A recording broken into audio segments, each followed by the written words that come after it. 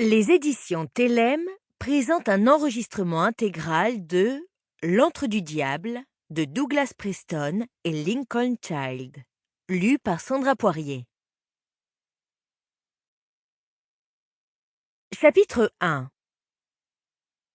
Marcel Waingro, la présidente de l'Institut archéologique de Santa Fe, déplia lentement les doigts de ses mains croisées sur le plateau soigneusement lustré de son bureau. Avec la même circonspection, elle s'empara d'une enveloppe de papier kraft en faisant briller le vernis de ses ongles manucurés. Nora Kelly, qui l'observait, s'était habituée au maniérisme de Waingro depuis que celle-ci avait pris les rênes de l'Institut. Elle savait qu'il ne fallait y voir ni source d'encouragement, ni cause d'inquiétude. A priori. Waingro la gratifia d'un large sourire. « Je vous ai demandé de passer me voir ce matin car une opportunité s'offre à nous. Il s'agit d'un projet formidable, je dirais même extraordinaire. Connor et moi aimerions que vous en preniez la direction. » déclara-t-elle en adressant un coup d'œil à Connor Digby, assis à côté de Nora. Cette dernière se sentit soulagée. Jusqu'à cet instant, elle n'avait aucune idée de la raison qui poussait sa supérieure à la convoquer de la sorte.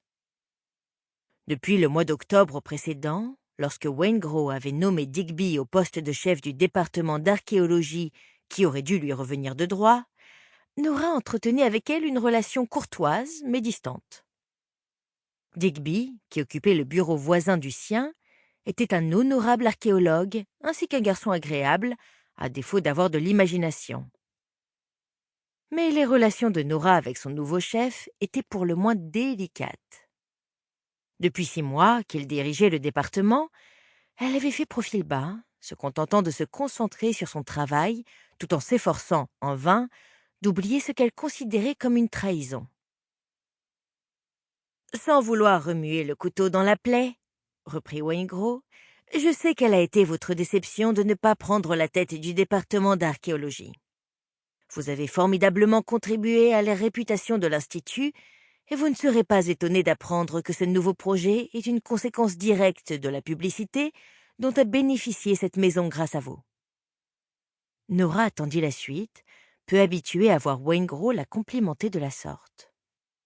« La campagne grâce à laquelle vous avez pu localiser Victorio Peak et récupérer le trésor qui s'y cachait a suscité l'intérêt d'un célèbre homme d'affaires et donateur potentiel qui nous apporte aujourd'hui un projet. Sample complete. Ready to continue?